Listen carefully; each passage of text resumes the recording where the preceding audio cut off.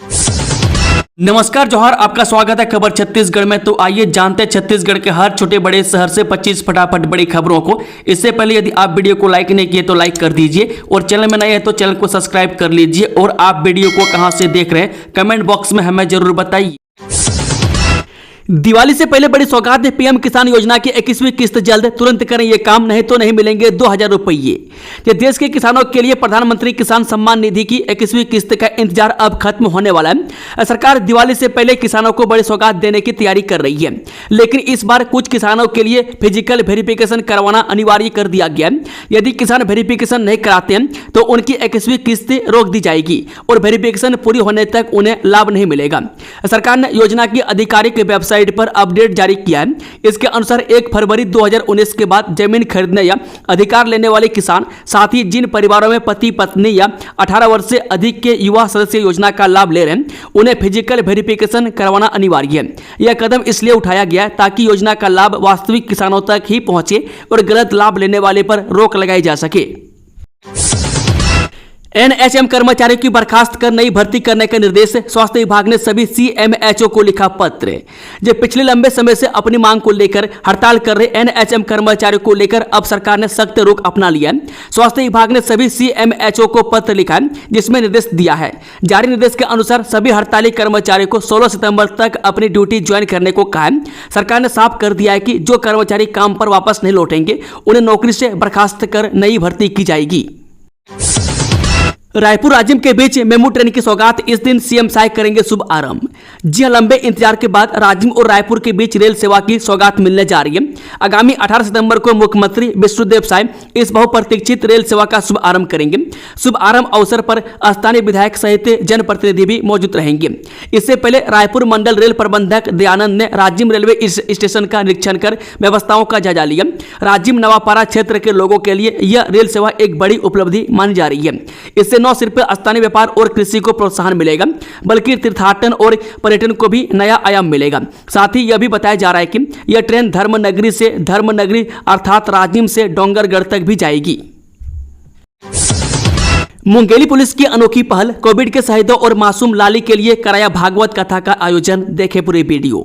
जो अक्सर आपने पुलिस को गुंडा बदमाशों के खिलाफ कार्रवाई करते हुए उनके सख्त अंदाज को ही देखा होगा, लेकिन इन दिनों छत्तीसगढ़ के एक जिले में पुलिस विभाग ने एक अनोखा कार्य करके न सिर्फ पुलिस की छवि को बदला है बल्कि उसकी संवेदनशीलता की हर ओर जमकर सराहना भी हो रही है। जी हाँ, मुंगेली पुलिस की विभागीय सहृदयता इन दिनों सबका ध्यान आकर्षित कर रही है।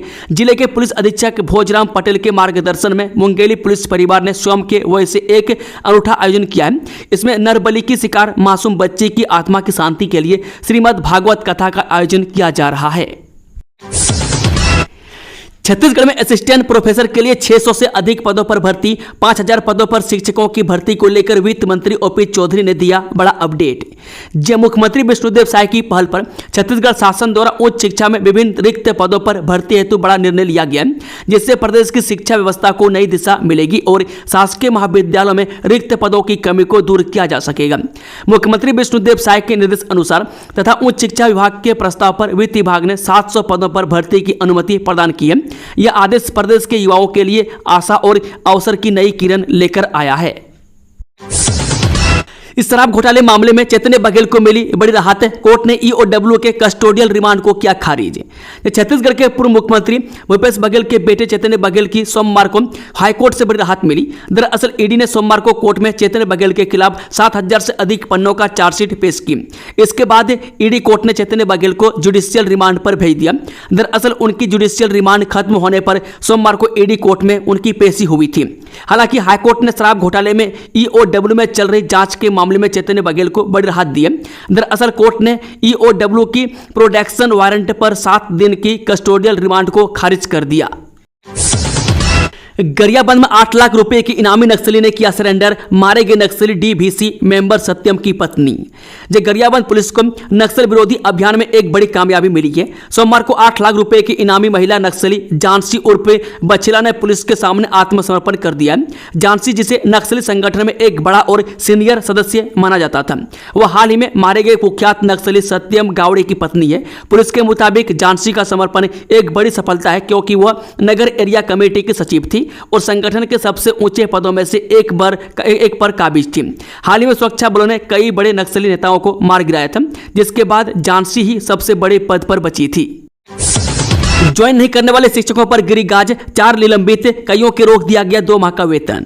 छत्तीसगढ़ के कोरबा जिला में युक्तिकरण के बाद ज्वाइन नहीं करने वाले 4 शिक्षकों पर बड़ी गाज गिरी है। मैं 4 शिक्षकों को निलंबित कर दिया गया है, जबकि कई शिक्षकों का वेतन रोक लिया गया है। मैं आवंटित स्कूलों में ज्वाइन नहीं करने के लिए शिक्षकों को कारण बताओ नोटिस भी जारी किया गया है। रिपोर्ट के मुताबिक युक्तिकरण के बाद ज्वाइनिंग नहीं करने वाले शिक्षकों पर जिला एवं संभागीय स्तरीय समितियों में सुनवाई के बाद आवेदनों को मान्य करने के बाद भी ज्वाइनिंग नहीं करने पर कार्रवाई की जा रही है। जिला शिक्षा अधिकारी ने ऐसे सभी शिक्षकों को जल्द से जल्द आवंटित स्कूलों में उपस्थिति देकर बच्चों को पढ़ाने के निर्देश दिए हैं। पीएम किसान सम्मान निधि योजना में बड़ा बदलाव, अब एक ही जमीन पर दर्ज परिवारों को अलग अलग मिलेगा 6,000 रुपये का लाभ। जब प्रधानमंत्री किसान सम्मान निधि योजना के नए दिशा निर्देशों के अनुसार यदि एक ही भूमि खाता में कई किसान परिवारों के नाम दर्ज हैं, तब भी प्रत्येक पात्र परिवार को अलग अलग प्रति वर्ष 6,000 रुपये तक का लाभ प्राप्त करने का अधिकार होगा।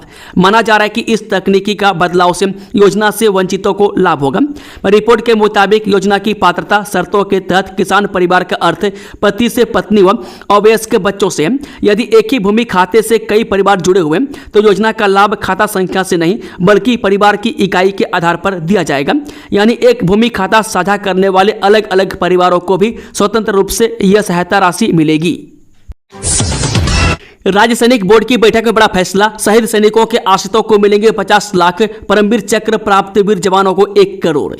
युद्ध तथा सैनिक कार्यवाही में शहीद सैनिकों की पत्नी अथवा उनके आश्रितों को दी जाने वाली अनुग्रह राशि में वृद्धि करते हुए इसे 20 लाख से बढ़ाकर 50 लाख रुपए कर दिया गया है। इसके साथ ही युद्ध तथा सैनिक कार्यवाही में विभिन्न वीरता अलंकरण प्राप्त जवानों को दी जाने वाली राशि में भी वृद्धि की गई है। अब परमवीर चक्र प्राप्त वीर जवानों को 40 लाख रुपए की जगह 1 करोड़ रुपए की अनुग्रह राशि प्रदान की जाएगी। यह महत्वपूर्ण निर्णय आज मुख्यमंत्री विष्णुदेव साय की अध्यक्षता में संपन्न राज्य सैनिक बोर्ड की बैठक में लिया गया। बता दें कि मंत्रालय महानदी भवन में मुख्यमंत्री विष्णुदेव साय की अध्यक्षता में सैनिक कल्याण विभाग की 6ठी राज्य सैनिक समिति की बैठक संपन्न हुई। इस अवसर पर मुख्यमंत्री ने श्री साय ने कहा कि हमारे सैनिक देश की सुरक्षा के लिए अपना जीवन न्यौछावर करते हैं।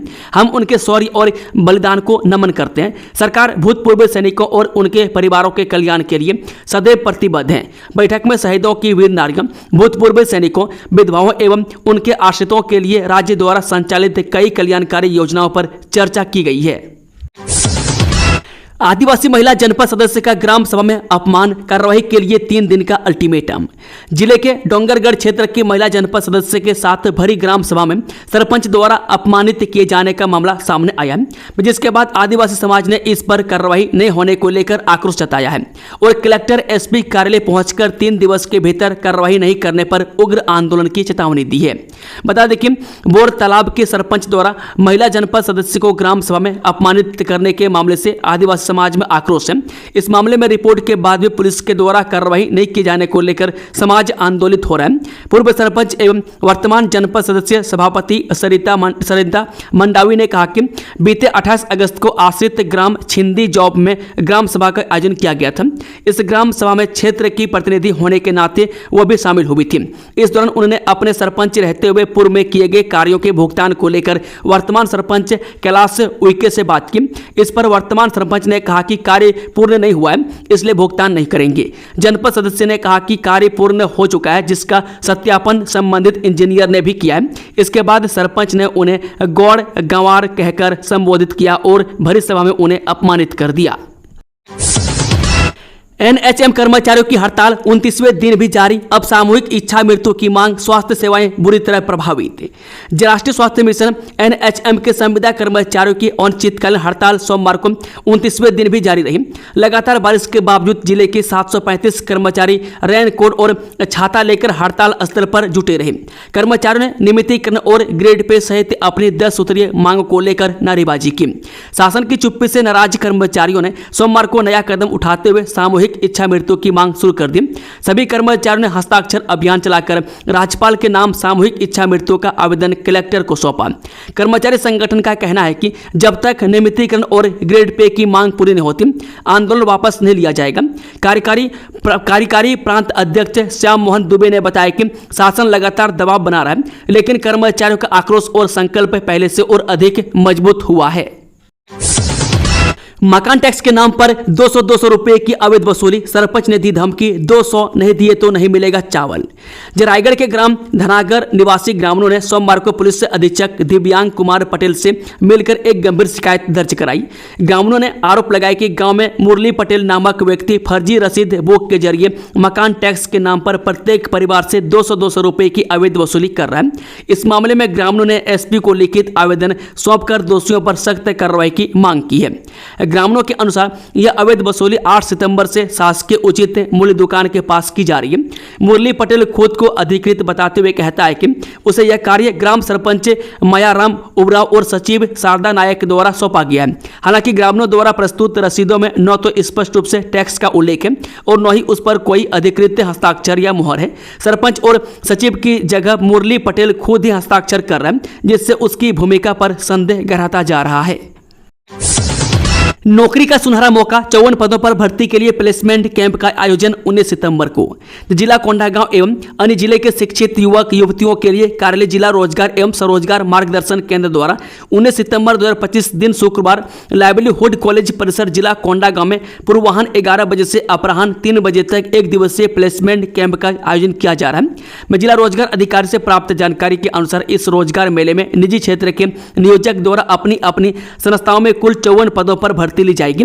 इसमें निजी नियोजक अरुण ऑटव्हील से टाटा मोटर में सेल्समैन के 10 पद, विदेशी में कंप्यूटर ऑपरेटर के 1 पद, सर्विस से वेटर के 5 पद, हाउस कीपिंग के 3 पद, LIC ऑफ इंडिया में बीमा सखी के 25 पद एवं रूरल कैरियर एजेंट के 10 पद पर भर्ती किया जाएगा। कोकिया नदी पर 3 करोड़ 32 लाख की लागत से बनेगा उच्च स्तरीय पुल, क्षेत्रवासियों ने सीएम साय का माना आभार।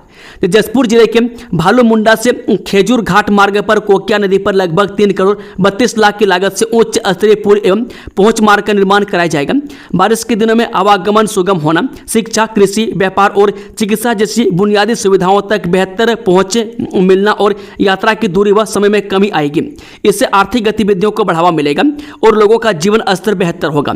इसकी निविदा प्रक्रिया शुरू हो चुकी है और पूर्ण होने के पश्चात शीघ्र ही निर्माण कार्य शुरू किया जाएगा। क्षेत्रवासियों ने इस कार्य की मंजूरी मिलने पर मुख्यमंत्री विष्णुदेव साय के प्रति आभार जताया है। कोटा श्री शनिदेव मंदिर पर नवरात्र पर्व में नवग्रह मनोकामना ज्योत 22 सितंबर से 30 सितंबर तक जल्द कर संपर्क। जी श्री शनिदेव मंदिर main road Kota Raipur Chhattisgarh Maruti life फास्टाइल के सामने मंदिर के पुजारी रोहित शर्मा जी ने जानकारी दी कि इस वर्ष शारदीय नवरात्र पर्व जो 22 सितंबर दिन मंगलवार से 17 सितंबर मंगलवार तक पड़ रहा है, जिसमें भक्तों की मनोकामना पूर्ण होने हेतु एवं नवग्रह शांति हेतु मनोकामना ज्योत प्रज्वलित की जा रही है, जिसका पंजीयन भक्तगण मंदिर परिसर में कराकर पुण्य अर्जित कर सकते हैं। साथ ही पुजारी जी ने यह भी जानकारी दी कि मंदिर में विशेष साज सज्जा श्रृंगार किया जाएगा। छत्तीसगढ़ को मिला नया मुख्य सचिव, IAS विकासशील होंगे 12वें मुख्य सचिव। छत्तीसगढ़ को जल्द ही नया मुख्य सचिव मिलने वाला है। वरिष्ठ IAS अधिकारी विकासशील राज्य के 12वें मुख्य सचिव बनेंगे। फिलहाल वे एशियन डेवलपमेंट बैंक यानी कि ADB मनीला में पदस्थ हैं और वहां से जल्द ही रिलीव होकर अगले हफ्ते तक रायपुर लौटने की संभावना है। सूत्रों के अनुसार विकासशील को ADB मनीला से रिलीव कर दिया गया। अब वे अपनी नई जिम्मेदारी संभालने के लिए छत्तीसगढ़ लौट रहे हैं। माना जा रहा है कि उनके अनुभव और प्रशासनिक दक्षता से राज्य सरकार को नई ऊर्जा मिलेगी। खाद्य विभाग की बड़ी कार्रवाई, ट्रक से 25 बोरी चावल की हेराफेरी करते रंगे हाथों पकड़ा ट्रक चालक, हमाल और मुंशी की मिली भगत। जिले के लेलुंगा में खाद्य विभाग ने बड़ी कार्रवाई करते हुए चावल की हेराफेरी करते हुए 25 बोरी चावल ट्रक से बरामद कर लिया। यह कार्रवाई फुलीकुंडा में की गई, जहां चावल खाली करने के बाद ट्रक चालक, हमाल और मुंशी की मिली भगत से 25 बोरी चावल को ट्रक में छिपाकर बेचने की तैयारी की जा रही थी। मुखबिर की सूचना मिलने पर फूड इंस्पेक्टर ने तत्काल मौके पर दबिश दी और चावल बरामद कर लिया। इस मामले में ट्रक चालक, लोडिंग करने वाले, हमाल और मुंशी की भूमिका संदिग्ध मानी जा रही है। पत्रकार पत्रकारों और स्थानीय लोगों की मौजूदगी में यह कार्रवाई की गई। फिलहाल खाद्य विभाग की टीम मामले की आगे जांच कर रही है और संबंधितों पर सख्त कार्रवाई की तैयारी की जा रही है। सचिन पायलट का छत्तीसगढ़ दौरा, बीजेपी सरकार के खिलाफ वोट चोर गद्दी छोड़ अभियान का करेंगे आगाज। जब वोट चोरी का मुद्दा अब बिहार से छत्तीसगढ़ तक पहुंच चुका है, सियासी हलकों में वोट चोरी का मुद्दा गरमाया हुआ है। कांग्रेस के कदावर नेता एवं छत्तीसगढ़ कांग्रेस प्रदेश प्रभारी सचिन पायलट 3 दिवसीय दौरे पर छत्तीसगढ़ आ रहे हैं। रायगढ़ से लेकर भिलाई तक वे वोट चोर गद्दी छोड़ नारे के साथ रैली और पदयात्रा में शामिल होंगे। माना जा रहा है कि उनके इस दौरे से कांग्रेस कार्यकर्ताओं में नया उत्साह देखने को मिलेगा। वहीं बीजेपी सरकार के खिलाफ माहौल बनाने की कोशिश भी तेज हो गई। छत्तीसगढ़ प्रभारी सचिन पायलट का 3 दिवसीय दौरा 16 सितंबर से शुरू होगा। उनका यह दौरा रायगढ़ से शुरू होकर भिलाई तक चलेगा। इस दौरान वे रायगढ़, कोरबा, बिलासपुर, मुंगेली, बेमेतरा, राजनांदगांव, दुर्ग और भिलाई में विशेष अभियान चलाएंगे। यहां वे कांग्रेस के अभियान वोट चोर गद्दी छोड़ हस्ताक्षर अभियान और पदयात्रा में शामिल होंगे। डिजिटल ठगी की शिकायत उपभोक्ता फोरम में करें, हर स्तर पर होगी कंज्यूमर के हितों की रक्षा, न्यायमूर्ति गौतम चौरडिया। छत्तीसगढ़ राज्य उपभोक्ता आयोग के अध्यक्ष न्यायमूर्ति गौतम चौरडिया ने ईटीवी भारत से खास बातचीत में उपभोक्ता के अधिकारों को लेकर चर्चा की है। उन्होंने बताया कि कैसे कोई उपभोक्ता अपने अधिकारों के लिए आयोग की मदद से ले सकता है, शिकायत की प्रक्रिया क्या है, न्याय मिलने में कितना समय लगता है और डिजिटल ठगी जैसे मामलों में आयोग किस तरह मदद करता है। न्यायमूर्ति चौरडिया ने 3 साल में आयोग की सुधार प्रक्रिया, डिजिटल प्लेटफॉर्म और जनता के लिए आसान व्यवस्था के बारे में विस्तार से जानकारी दी है। बता दें कि मैंने 21 अक्टूबर 2022 को पदभार ग्रहण किया। उस समय कोविड-19 की वजह से कई समस्याएं थी। राज्य के कई जिला फोरम काम करने की स्थिति में नहीं थी। मैं कई जगह सदस्य नहीं थे और अध्यक्ष पद भी खाली था। मैंने सरकार और हाईकोर्ट के सहयोग से अपॉइंटमेंट प्रक्रिया तेज कर सभी जिलों में काम शुरू कराया। उस समय लगभग 10,500 केस लंबित थे, अब करीब 6200 केस ही लंबित है। इस सरकारी स्कूल से 10वीं 12वीं पास छात्रों को उच्च शिक्षा के लिए स्कॉलरशिप फाउंडेशन दे रही 30,000 तक मदद करें आवेदन। देश भर के आर्थिक रूप से कमजोर लेकिन प्रतिभाशाली छात्रों के लिए एक फाउंडेशन ने छात्रवृत्ति योजना शुरू की है।